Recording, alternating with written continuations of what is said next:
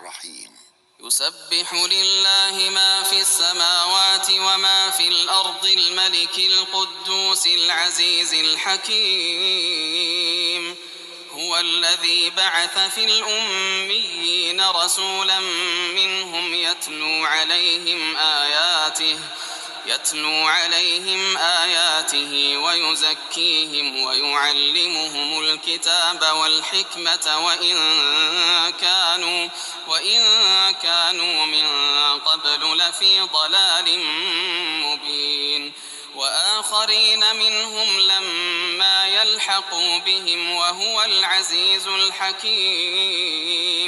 ذلك فضل الله يؤتيه من يشاء والله ذو الفضل العظيم.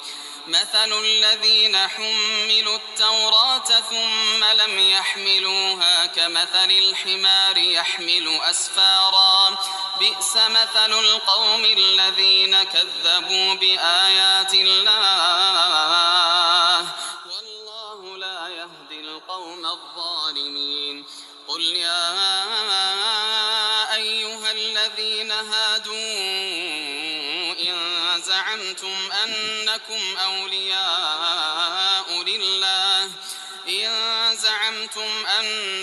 أولياء لله من دون الناس فتمنوا الموت إن كنتم صادقين ولا يتمنونه أبدا بما قدمت أيديهم والله عليم